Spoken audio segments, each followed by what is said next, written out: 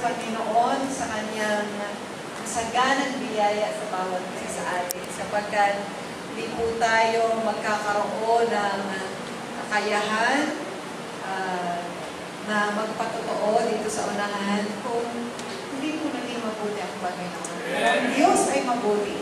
Amen. God is good. All the time. And all the time. God is good. God is good. So, hayaan po natin na ang ating pong mga pasasalamat ay lagi po natin maihayag sa kanyang harapan.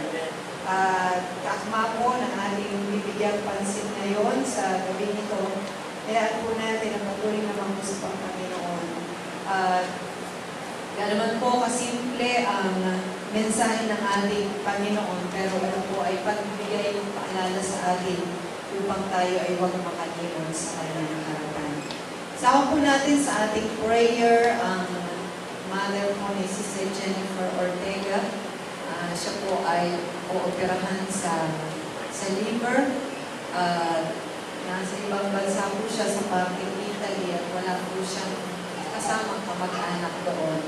Naman po natin sa ibang bansa. Parang magpapa-hospital ka ng sarili mo o magpapa-opera ka ng sarili mo. So, hayaan po natin na ang Diyos po magbigay ng paggabay upang nang sa gayon, malayo man tayo, pero ang ating po panalangin ay magsilbing tulong sa atin. Manalangin po tayo. Dakilang Diyos, maraming po salamat sa napakagandang patotoo ng iyong mga anak. Gawa ito, Panginoon, ay lalong magpatibay sa pananampalataya, hindi lamang ng mga nagpatotoo, hindi ng bawat isang nakarinig. Sapagkat alam namin, O Diyos, na ang bawat isa sa amin, Panginoon, sa iba't ibang kapanahunan ay pinupuno mo, Panginoon, ang iyong pagpapala. Kaya narito po kami, O Diyos, na pusong ibinabalik sa iyo, Panginoon, ang pagpupuri at pagsamba sa lahat-lahat ng bagay na ginagawa mo po sa amin pong buhay. At hayaan mo po, Panginoon, manatili ang ganitong Espiritu sa bawat isa sa amin. At magkaroon kami, Panginoon, ng patuloy na pagpapahayag at pagbabahayag, Panginoon, ng iyong kabutihan sa amin pong buhay. At gayon din naman, O Lord God, sa mga pangangailangan mayroon po kami, patuloy ka, Panginoong kumilos, sapagkat alam namin sa pamagitan ng pagkilos mo sa amin, ay muli may mga bagong patotoong mabubuo. At ito po, Panginoon, ay may papahayag namin sa harapan ng mga kapatid. Special pong prayer, Panginoon, para po sa mother ni Sister Jen, Mrs. Dominga Colleen Ortega. Dalangin po namin, O Diyos, sa kanya pong operasyon sa liver, na ikaw po, Panginoon, ang siyang luluhog sa kanya. Ikaw po, Panginoon, ang kanyang maging proteksyon at hayaan mo pong maging maayos at matagumpay ang operasyon gagawin sa kanya. Lord God, hayaan mo po, Panginoon, na maaaring pag-aalala ni Sister Jen sa kanya po, inang Panginoon. Lord, ikaw ang magbigay ng kapayapaan sa kanya. Gayon din po, mag-ingat ka, O Diyos, sa kanyang ina. Pag sa gayon, anuman po, O Diyos, na maging sitwasyon, Panginoon, sa operasyon sa kanya. Alam namin, Panginoon, na ikaw ang magbibigay ng pag-iingat, paggabay, Panginoon, sa mga doktor, at din po sa mga nurses na mag-a-assist. Ang medication na mga po na ibibigay sa kanya, Panginoon, magkaroon ng ayusan sa lahat ng mga bagay. At hinihiling namin, Panginoon, na maging mabilis, Panginoon, ang kanya pong paggaling, upang nang sa gayon, O Diyos, ay mabawasan rin po anumang kabalisan at pag-aalala ang kanya pong mga mahal sa buhay dito sa Pilipinas. So Lord, itinatagubilin po namin siya, Panginoon, sa iyong kumpletong pag-iingat at sa iyong kumpletong pagpapagaling sa kanya pong karamdaman, O Diyos. At hayaan mo, Panginoon, na ikaw ang mahayag sa kanya, dagdagan mo kanyang pananampalataya. Kaya mo rin, Panginoon, ay paalala mo sa kanya na ikaw ang Diyos na makapangyarihan sa lahat, na makapagbibigay ng lubusang kagalingan sa kanyang mong katawan. At ang bawat isa pong naririto sa amin, O Diyos, sa dakong ito, hayaan mo rin po, Panginoon, na anumang kahilingan ng iyong mga anak, maaaring hindi nahayag, Panginoon, narinig ng bawat isa, Lord, higit sa lahat ito ay alam mo at naririnig mo, Panginoon, sa aming pong pagdulog sa iyo. Kaya ikaw ang magbigay ng kasagutan mo, Diyos. Sa tayaan mo, Panginoon, ng iyong pong kapangyarihan, Panginoon, ang siyang mahayag sa aming buhay. At Lord Jesus, hayaan mo rin po ng iyong mga salita, Panginoon, na ibibigay, Panginoon, ng iyong lingkod ay magsilbing kalakasan espiritual ng bawat isa. Kaya narito po kami, Panginoon, handang tanggapin, O Diyos, ang iyong banal na kalooban para po sa simbahang ito at para po sa bawat individual na mananampalataya. Purihin ka, O Diyos. Maraming pong salamat sa iyo. In Jesus' name. In Jesus' name we pray. Hallelujah! Hallelujah! Hallelujah! Praise the Lord! Praise the Lord! Amen and amen. Buksan po natin ang ating po mga Biblia, mga kapatid, sa aklat po ng unang Tesalonica, chapter 5.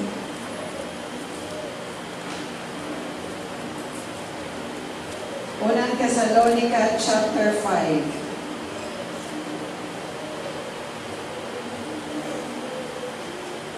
Basahin po natin from verses 16 to 24. Ganito po ang isinasaad. Mga galak kayong lagi, magsipanalangin kayong walang patid, sa lahat ng mga bagay ay magpasalamat kayo, sapagkat ito ang kalooban ng Diyos kay Kristo tungkol sa inyo. Huwag ninyong patayin ang ingas ng Espiritu, huwag ninyong hamakin ang mga panghuhula, subukin ninyo ang lahat ng mga bagay, ingatan ninyo ang mabuti, layuan ninyo ang bawat anyo ng masama, at pakabanalin kayong lubos ng Diyos din ng kapayapaan, at ang inyong espiritu at kaluluwa at katawan ay ingatan buo na walang kapintasan sa pagparito ng ating Panginoong Jesucristo. Tapat yaong sa inyo'y tumawag na gagawa rin naman ito. Makakaupo na po ang bawat isa sa inyo. Now, ang ating pong binasa ay sumasaklaw sa iba't ibang bahagi o larangan ng ating pong pananampalataya. Pero magbibigay lang po tayo ng focus, mga kapatid, on the first 3 verses, and most importantly on verse 18, ang sabi, mga galak kayong lagi, magsipanalangin kayong walang patid, sa lahat ng mga bagay ay magpasalamat kayo sapagkat ito ang kalooban ng Diyos kay Kristo tungkol sa inyo. So ito pong pagkakasunod-sunod ng tatlong ito, kasama po mga kapatid, yung nasa verses 19 up to 22, alima po itong mga bagay na ito, mga kapatid, although parang hiwa-hiwalay, pero ang mga ito po ay magkakaugnay patungkol po sa ating paglago sa pananampalataya. Ang mga bagay na ito ay tinuturo ni Apostol Pablo sa mga taga-Tesalonica, sapagkat ito ay kinakailangan upang maganap po ang layunin ng Panginoon. At ano ang layunin ng Panginoon? Napakabanalin tayong lubos, ayon po sa verse 23, ng Diyos ng kapayapaan at ang ating espiritu, ang ating kaluluwa at ang ating katawan ay ingatan po na walang kapintasan sa pagparito ng ating Panginoong Jesucristo. Ano pong ibig sabihin? Yung pong mga na-itemize from verses 16 up to 22, ito po ay kinakailangan upang tayo po ay makapanalin sa tatlong elemento ng ating pong pagkatao.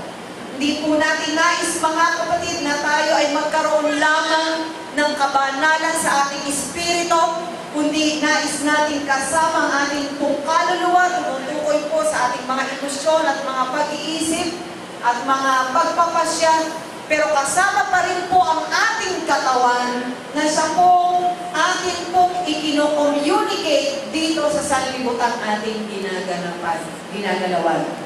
So, nais po ng Panginoon na pakabanalin ang kabuuan nating pagkatao sa pamamagitan po ng mga bagay na ito. Ang sabi po sa una, mga galak kayong lagi. Nais ng Panginoon na panatilihin po ang kagalakang ating taglay.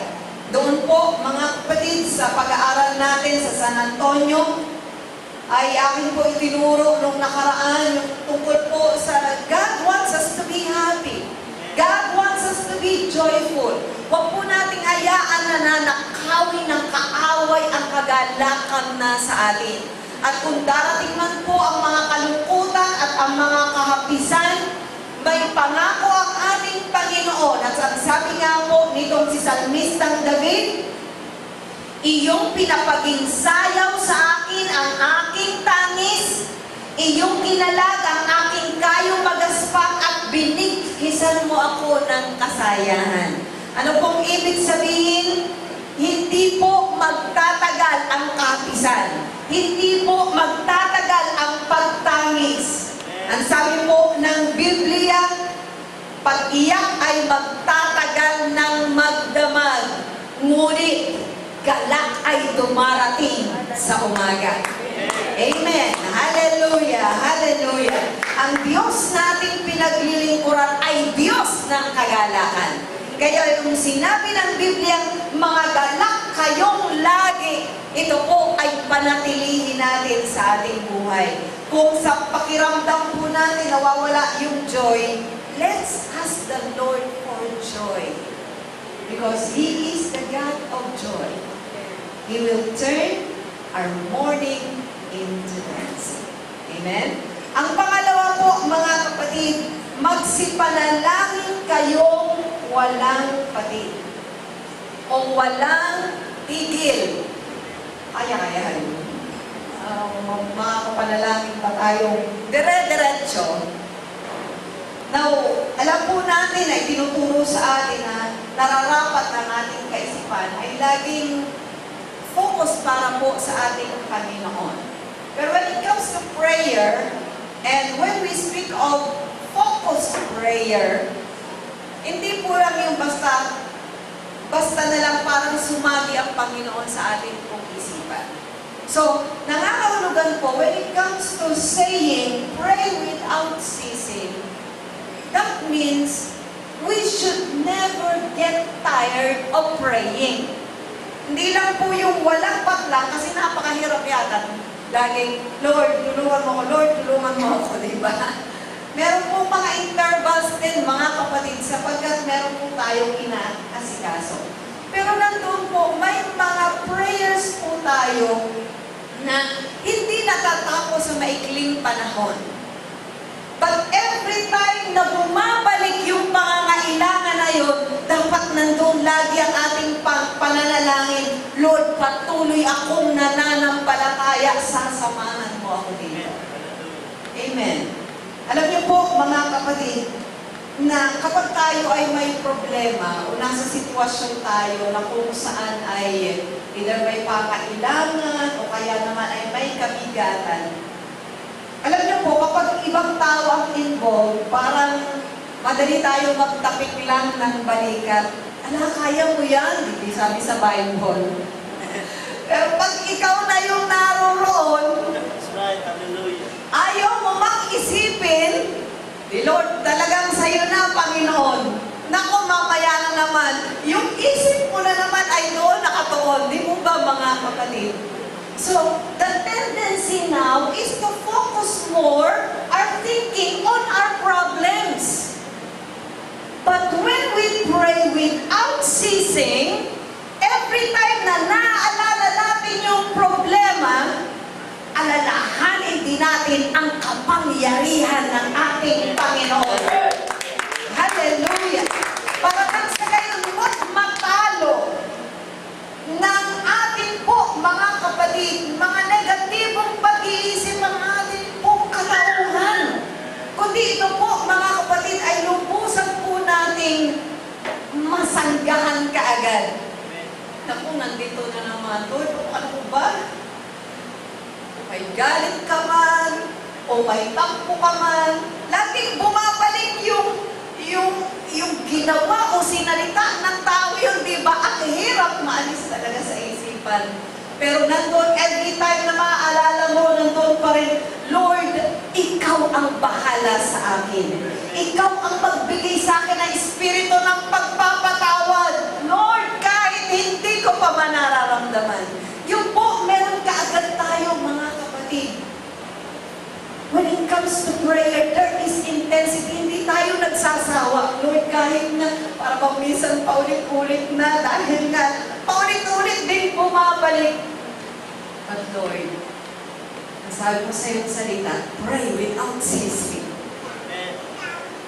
Pray and not faint. Manalangin at huwag manlupaypay.